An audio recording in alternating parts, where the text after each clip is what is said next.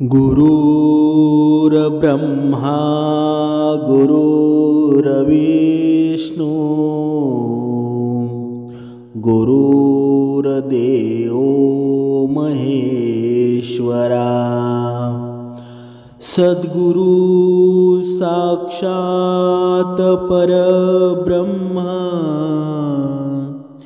तस्मै श्री सद्गुरुवे नमः। जय जय रघुवीर समर्थ श्रीराम समर्थ। ओम श्री गुरु दत्तात्रेय श्रीपाद श्री वल्लभाय नमः। सर्व भाविक सज्जनांना शुभ सकाळ। या सकाळच्या वातावरणामध्ये सद्गुरूंना नतमस्तक होऊन आपण या निरूपणास सुरुवात करूया।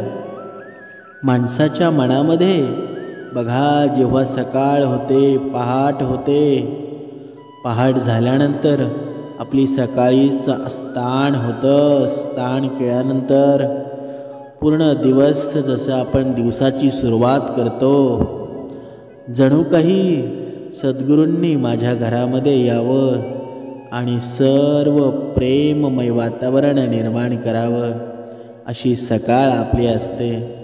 आणि खरंच जेव्हा आपली उपासना रोज होते तेव्हा खरंच सकाळचं वातावरण एवढं सुंदर आपल्या घरामध्ये असतं ना, की असं कुठेतरी वाटतं की परमेश्वराचा वास आपल्या घरामध्ये आहे। बघा, आपली मुलं, पूर्ण आपला भाऊ बहीण, ही सर्व आपल्याशी वागताना किती श्रेष्ठत्व निर्माण करतात। त्यांच्या वैखरीतून निघणारे शब्द जणू काही यांना देवत्व निर्माण झालेलं आहे, प्राप्त झालेलं आहे, असं आपल्याला वाटतं। बघा, शब्दांमुळेच जुलतात नाती, शब्दांमुळेच जुलतात मनामनातल्या तारा, आणि शब्दांमुळेच चढतो एखाद्याचा पारा। म्हणजे बघा, या आयुष्यामध्ये शब्द एवढे कठीण आहेत आणि सोपे सुद्धा तेवढेच आहेत। जर तुम्ही एखाद्याने विचार केला ना, तर शब्दांमध्ये मनाशी मनं जुळली जातात, पण त्याच शब्दांमुळे एखाद्याचा पारा सुद्धा चढला जातो। शब्द जपून ठेवतात त्या गोड आठवणी। बघा, हे शब्द असतात ना, ते आपल्या आयुष्यातील गोड आठवणी जपून ठेवतात। पण कधीकधी शब्दांमुळेच तरळते कधीतरी डोळ्यात पाणी। म्हणजे शब्द किती नाजूक आहेत आणि किती मोठे आहेत हे आपल्याला समजतं। म्हणून आपण काय करायला हवं? म्हणून जो जीभ जिंकेल ना, तो मन जिंकेल। समर्थ बघा, समर्थ या मानवाला उद्देशून सांगतात, म्हणतात की जो जीभ जिंकेल ना, तो मन जिंकेल, आणि जो मन जिंकेल ना, तो सर्व जग जिंकेल। बघा, किती सुंदर शब्द आहेत। खरं तर हे समर्थांनी आपल्या या मानवासाठी हे शब्द जणू तयार करून ठेवलेले आहेत। या शब्दांमध्ये एवढी महती आहे ना, की हे शब्द खरं तर उच्चारताना एक मनामध्ये एक लहर तरंग निर्माण होतो। बघा, जो जीभ जिंकेल तो मन जिंकेल, आणि मन जिंकेल तो जग जिंकेल। म्हणजे हे जग आपल्याला जिंकायचं असेल ना, तर मन जिंकायला हवं। पण जर मन जिंकताच आलं नाही तर मग कसं होईल? म्हणजे ही जीभ तरी जिंकता आली पाहिजे। जेव्हा जीभ जिंकता येईल ना, तेव्हा मन जिंकता येईल। पुढे सद्गुरू सांगतात की शब्दांची निवड जेव्हा चुकते ना, तेव्हा पूर्ण वाक्य बिघडते, आणि माणसाची निवड जेव्हा चुकते ना, तेव्हा पूर्ण आयुष्य बिघडते। म्हणजेच काय? म्हणजेच बघा, या मानव देहाला पुनर्जीवन देण्यासाठी, या मानव देहाच्या आत्म्याला, अंतरात्म्यामध्ये सुंदर विचारांची शिदोरी भरण्यासाठी सद्गुरूंनी या मानव देहाला हा भक्ती मार्ग लावला। आणि आपलं श्रेष्ठत्व एवढं मोठं आहे की आपण या भक्ती मार्गामध्ये आहोत. म्हणजेच आपली वैखरी एवढी मोठी गोष्ट आहे की बघा, एखाद्याचं या वैखरीतून भांडण निर्माण होतं, वैखरी तीच असते. एखाद्याचं अनोळखी व्यक्तीबद्दल प्रेम निर्माण होतं, वैखरी तीच असते. पण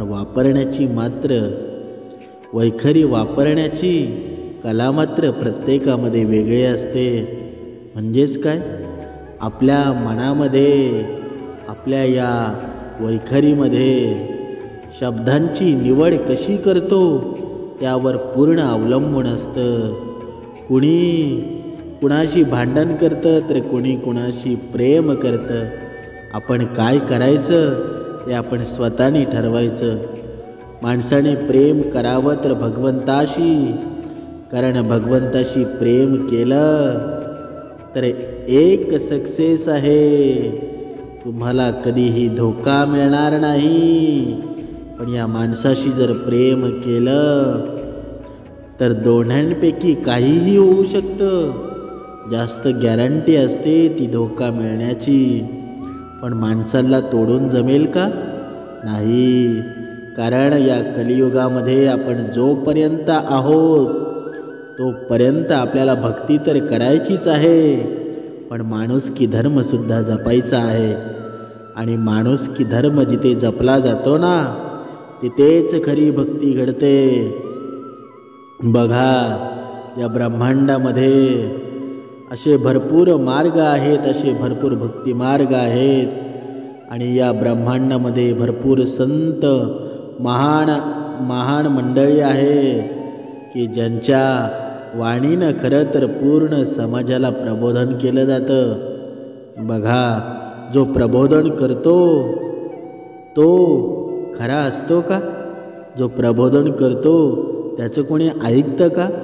बघा, ज्याचे वेद पाठ आहेत, गीता ज्ञान पाठ आहे, रामायण पाठ आहे, सर्व काही त्याच्या वैखरीमध्ये पाठ आहे. पण बघा, एखादा वक्ता असतो, तो सर्वांना सांगायला पूर्ण निरूपण करायला बसतो, पूर्ण त्यांचं वाक्य स्पष्टीकरण करायला बसतो.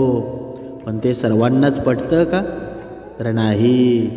कारण त्या वक्त्यामध्ये भगवंताची जर भक्ती नसेल ना, तर तो वक्ता फक्त त्याच काही घंट्यापुरतं ते वातावरण निर्माण करतो, त्याच काही वेळेपुरतं ते वातावरण निर्माण करतो.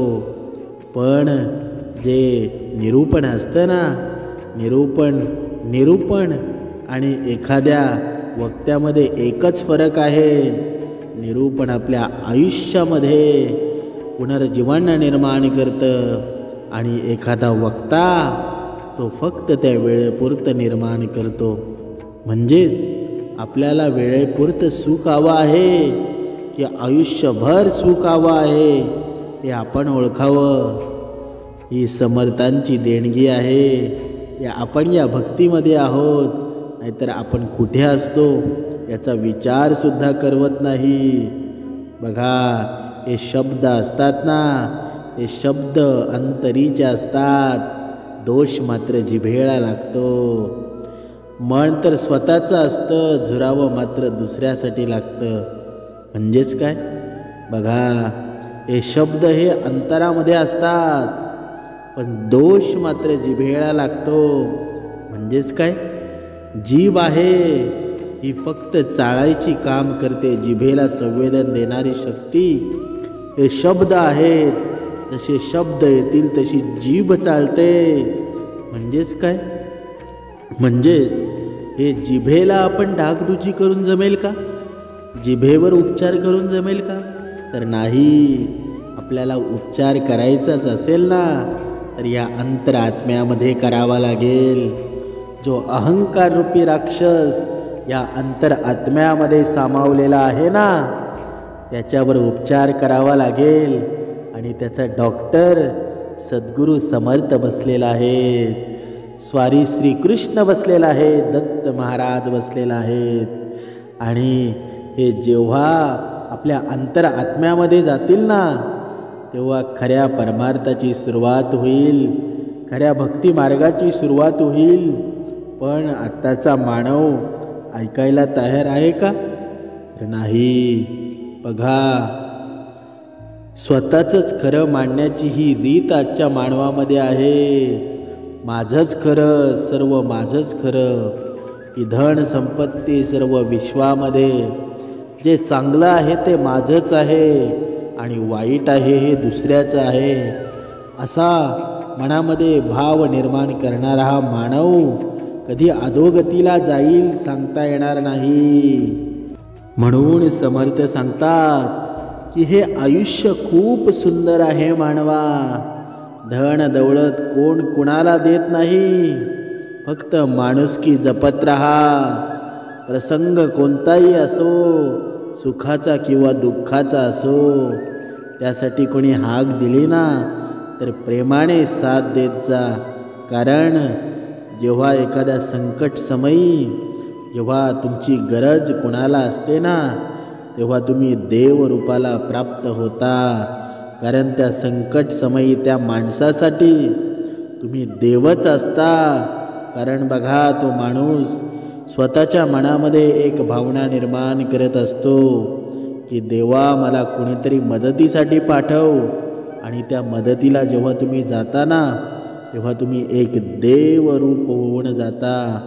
म्हणजे बघा, तुम्ही मदत करावी म्हणजेच तुम्ही देवरूपाला प्राप्त होता आणि ते पुण्य तुम्हाला मिळाल्याशिवाय राहत नाही. म्हणजेच आपण नेहमी दुसऱ्याला मदत करावं, पण आपण तसं करतो का? आपण समोरच्यांनी आपल्याला मदत करावं असा आग्रह धरतो, हा घमंडीपणा धरतो, हा अहंकार पकडून ठेवतो आणि मग आपल्याकडूनही मदत होत नाही आणि दुसऱ्याकडूनही आपल्याला मदत होत नाही. म्हणजे या पूर्ण ब्रह्मांडाचं विश्व इथे मध्येच अडकलं जातं. जे पाप पुण्याची जी शिदोरी आहे ना, धड पापसुद्धा होत नाही, धड पुण्यसुद्धा होत नाही, पण जास्ती पापाची शिदोरी वाढत जाते. म्हणून जर पुण्य जर कमवायचं असेल ना, त्या ईश्वराची प्राप्ती जर करायची असेल ना, तर आपण कुणाचे तरी देता व्हावं, कुणाला तरी देत जावं. आपोआप आपल्या पदरामध्ये ईश्वर टाकत जाईल. म्हणजेच काय? म्हणजेच आपण दुसऱ्याला मदत करायला हवी. कारण आपण दुसऱ्याला मदत केली ना तर परमेश्वर आपल्याला मदत करेल. आणि परमेश्वर आपल्या भक्तासाठी कधीही वाईट चिंतन करत नाही. परमेश्वर आपल्या भक्तासाठी नेहमी तत्पर असतो. परमेश्वराकडून जे काही होतं ना ते आपल्या भक्तासाठी चांगलंच होतं. पण जेव्हा या भक्ताला दुःख येतात तेव्हा हा भक्त परमेश्वरावर रागवतो आणि विचारू लागतो की तुझ्या जागेवर जर मी असतो तर मी या मानवाला दुःख दिलं नसतं, पण तू या मानवाला दुःख देतोस. मला एक दिवसासाठी तुझ्या जागेवर बसव. बघा, असा हा मानव परमेश्वराला मनातून विचार करायला भाग पाडतो. बघा, इथे समर्थ पुढे सांगतात की बघा, पंढरपुरामध्ये पांडुरंगाच्या मंदिरामध्ये धोंडीबा नावाचा भक्त नियमितपणे झाडण्याची सेवा करत होता. तेव्हा त्याच्या मनात एक विचार आला की विटेवर उभा राहून रोज हजारो लोकांना दर्शन देत असणाऱ्या पांडुरंगाचे पाय नक्कीच दुखत असतील. म्हणून एक दिवस त्याने पांडुरंगाला विचारलं, देवा, तू आमच्यासाठी सारखे उभा का असतोस? तुझे पाय दुखत असतील ना, तेव्हा तू आता विश्रांती घे. मी तुझ्या जागी उभे राहण्याची सेवा करेल. त्यावर पांडुरंग म्हणाले, ठीक आहे भक्ता, पण तू इथे उभा राहून कोणालाही काही सांगू नकोस. काही झाले तरी बोलू नकोस, फक्त हसत उभा राहा. पांडुरंगाचे हे बोलणं ऐकून धोंडीबाने मान्य केलं व दुसऱ्या दिवशी सकाळी तो पांडुरंगाच्या जागी उभा राहिला. तेव्हा भक्ताचे येणं सुरू झालं. श्रीमंत भक्त काय म्हणतो, देवा मी लाखो रुपयांची देणगी दिली आहे, माझ्या व्यवसायामध्ये भरभराट होऊ दे. त्यानंतर तो श्रीमंत भक्त तेथून निघून जातो. पण चुकून तो आपले पैशाचे भरलेले पॉकेट तेथे विसरतो. पण देवाने काही न करता फक्त उभे राहण्याचे सांगितलं असल्यामुळं धोंडीबा त्याचे पॉकेट त्याला परत देऊ शकला नाही. त्यामुळे तो भक्त हसत उभा राहिला. पुढे तेथे एक गरीब भक्ताचे येणं झालं. गरीब भक्त काय म्हणतो, पांडुरंगा हा 1 रुपया मी तुला अर्पण करतो, माझी ही धनाची सेवा स्वीकार कर.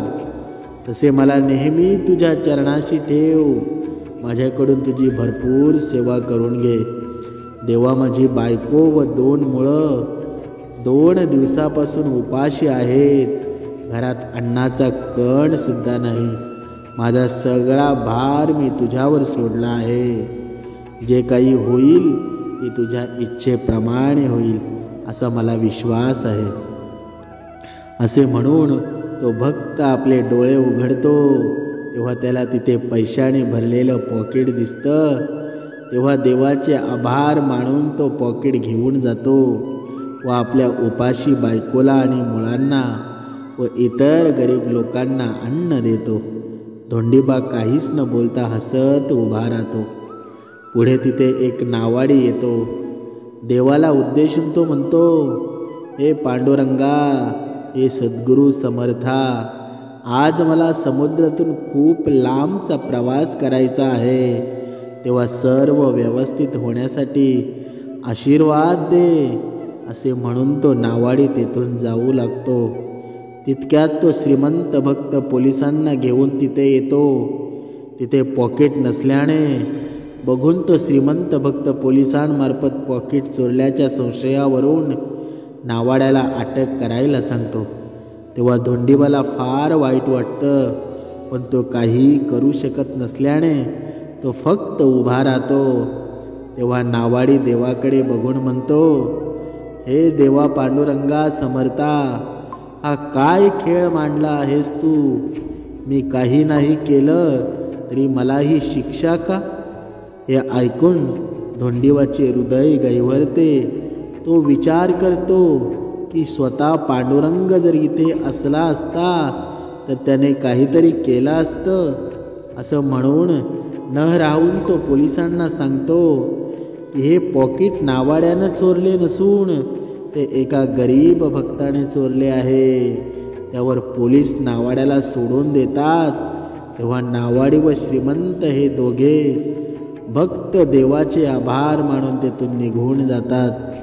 रात्री पांडुरंग मंदिरात येतो व धोंडीबाला विचारतो, कसा होता दिवस धोंडीबा? धोंडीबा म्हणतो, पांडुरंगा, मला वाटलं होतं की ते उभे राहणं म्हणजे फार सोपं काम आहे, पण आज मला कळालं की हे काम किती अवघड आहे.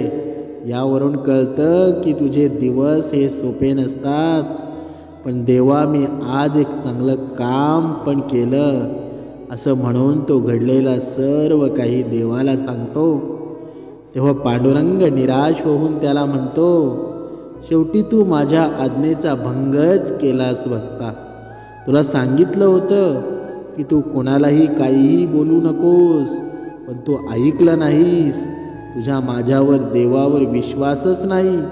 तुला काय वाटतं की मी या भक्तांच्या हृदयातील भावना ओळखू शकत नाही का? धोंडीबा मान खाली घालून उभा राहतो. पांडुरंग पुढे म्हणतात, अरे त्या श्रीमंत माणसाने दिलेल्या देणगीतील पैसे हे चुकीच्या मार्गातील आणि भ्रष्टाचारातील होते आणि त्या पैशाच्या बदल्यामध्ये त्याला व्यवसायामध्ये माझ्याकडून भरभराट हवी होती. त्यामुळे पॉकेट हरवण्याचा खेळ मला करावा लागला, जेणेकरून ते पैसे चांगल्या मार्गाला वापरून त्याच्या पदरातील पापाचा साठा कमी होणार होता. त्या गरीब भक्ताकडे फक्त शेवटचा 1 रुपया राहिला होता. तरी देखील श्रद्धेने व भक्तीने त्याने मला तो अर्पण केला. म्हणून पैशाचे पॉकेट मी त्याला दिले, कारण तो सर्व पैसे फक्त गरीब लोकांसाठी वापरतो. आणि त्याने तसेच केले. आणि पुढे त्या नावाड्याने काही चुकीचे केले नव्हते, पण तो समुद्रामध्ये लांबच्या प्रवासाला जाणार होता.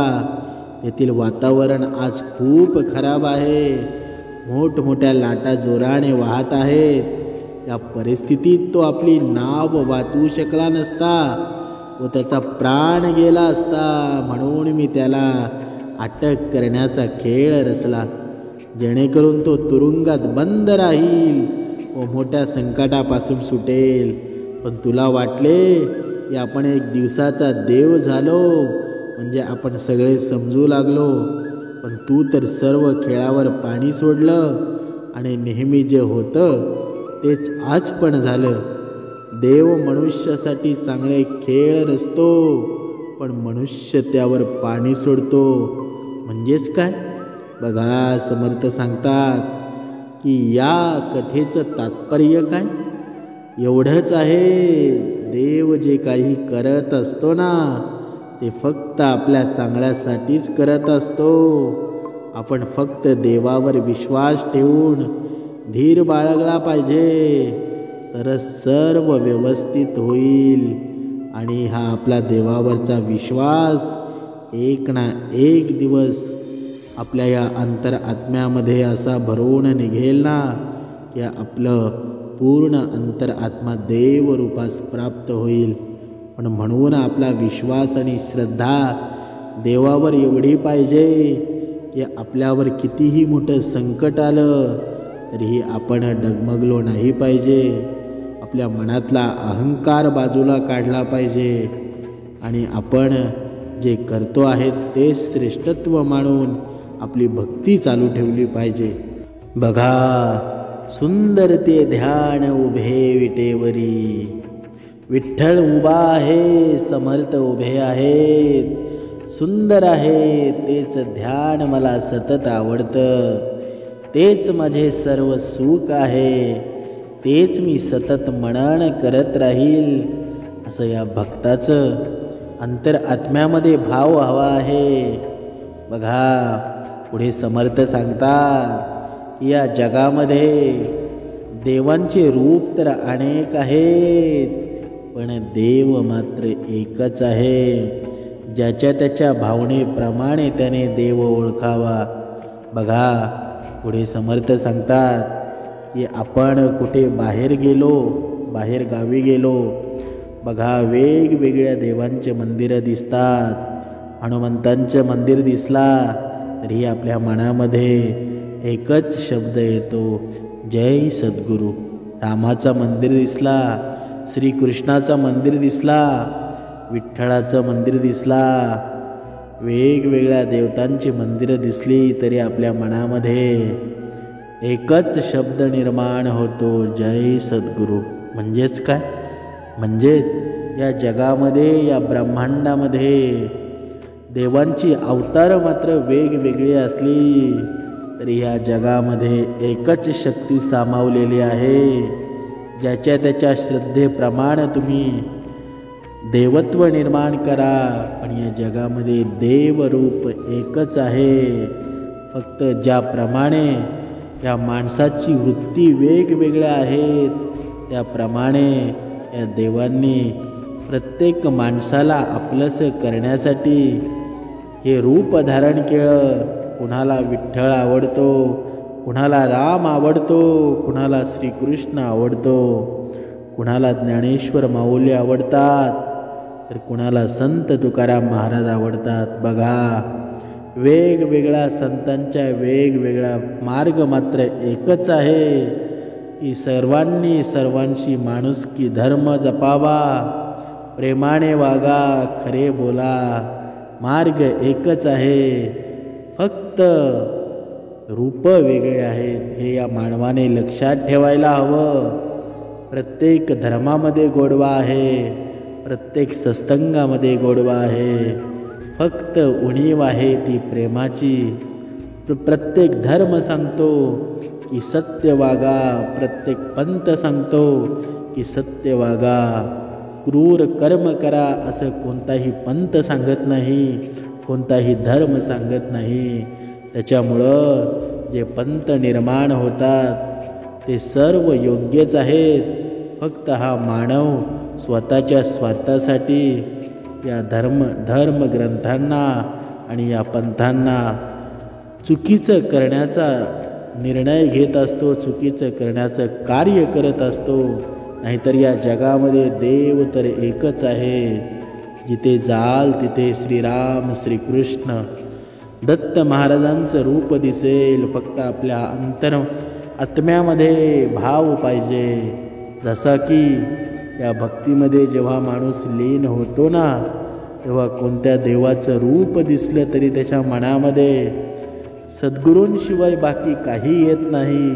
हीच आहे खरी भक्ती आणि हेच आहे सर्व काही. बघा, सद्गुरू पुढे समर्थ सांगतात की आपणास गोड गळा नसला तरी चालेल, पण या समर्थांची, या परमेश्वराचं त्यासाठी भुकेलेला नाही आहे, पण आपणास येईल तसं या परमेश्वराचं श्रद्धेने आणि निष्ठेने प्रेमाने देवाजवळ म्हणावं. हा देवाच्या आवडीचा आणि भक्तीचा प्रेमळ क्षणाचा मार्ग आहे. बघा, पुढे समर्थ सांगतात की जो क्रोधरूपी चांडाळा स्पर्श करतो ना, त्याचं आचरण शुद्ध नाही. वेडेपणाने संत सेवा हरिभक्ती केली नाही त्याचेच अहित होते. बघा, जे संतांचे दास असतील ना, त्याचा मला दास करा, मग मला खुशाल गर्भवास झाला तरी चालेल. नाप साधना सतत मुखात असावी. तुझ्या सेवेची इच्छा माझी प्रार्थना आहे. मानसपूजा लौकिक पूजेचा दंभ करण्यापेक्षा देवाची मानसपूजा करणे कधीही उत्तम. परमार्थामध्ये अवडंबर काय कामाचे. देवास मानसपूजा समजते व आवडते. बीज तसे फळ. ज्या भजनाने खरे समाधान होतं ना, त्यामुळे भवसागर पार करता येतो. अघोरी भजनाने फायदा तोटा होतो, चांगले फळ मिळत नाही.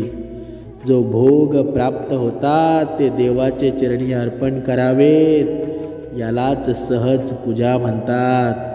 त्यासाठी मीपणाचा त्याग करावा.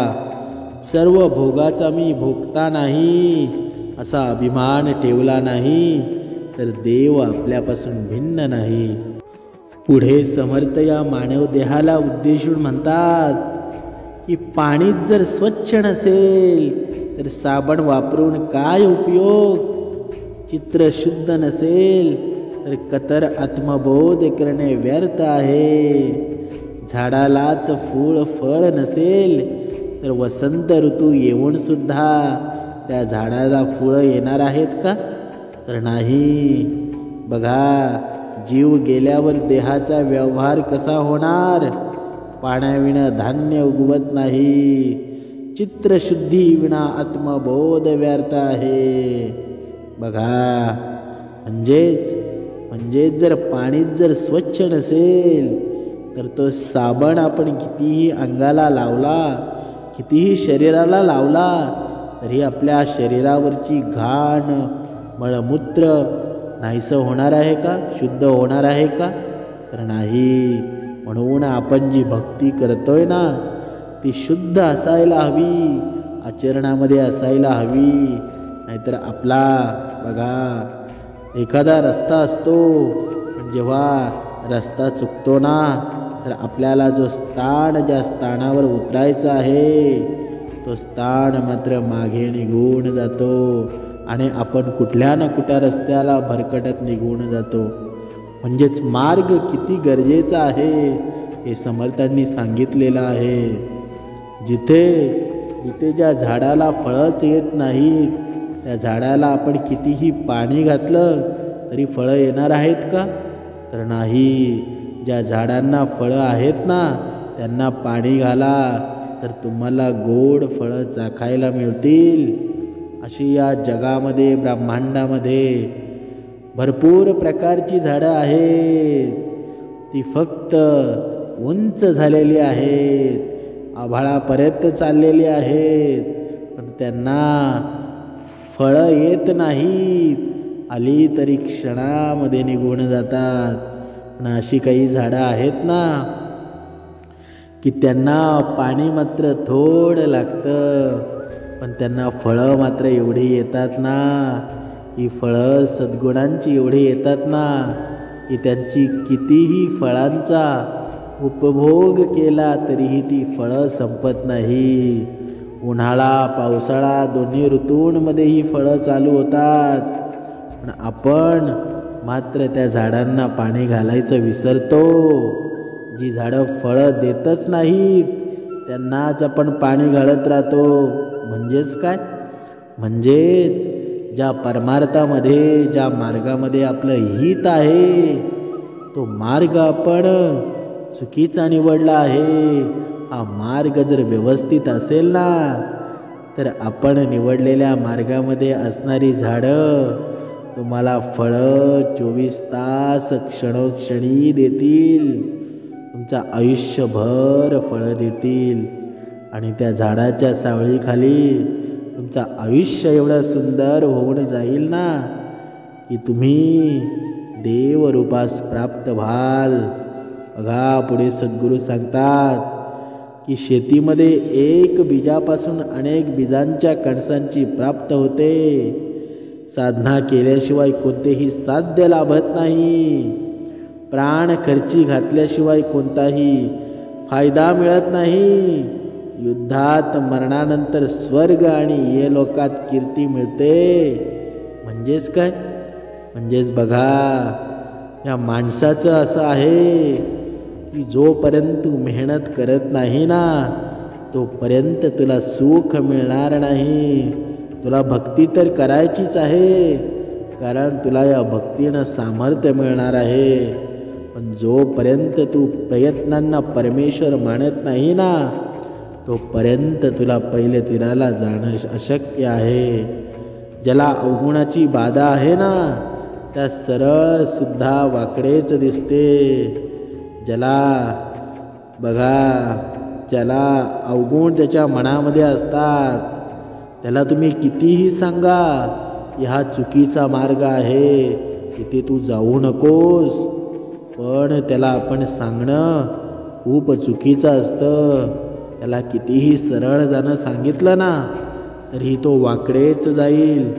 म्हणून योग्य अयोग्य ठिकाणाचा सुद्धा विचार न कराल तर कुत्रा भुंकतातच.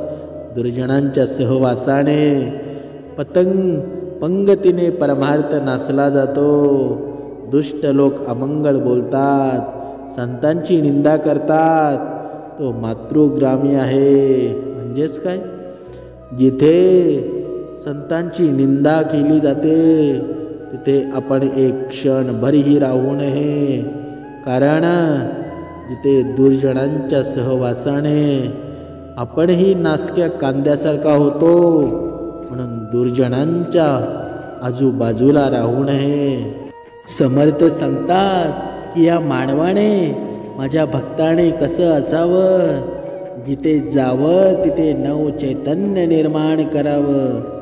जरी दुर्जन तुझ्या सभोवताली असतील तरी त्या दुर्जनांना आपण नामस्मरणाने नव चैतन्य निर्माण करून भक्तीस लागावं. म्हणजेच काय? म्हणजेच या भक्तीची एवढी थोरवी आहे, एवढा गोडवा आहे ना की जिथे माझा भक्त जाईल तिथे नवचैतन्यच निर्माण करेल. म्हणजेच काय? म्हणजे समोरचा जरी दुर्जन असला तरी माझा भक्त दुर्जन होणार नाही.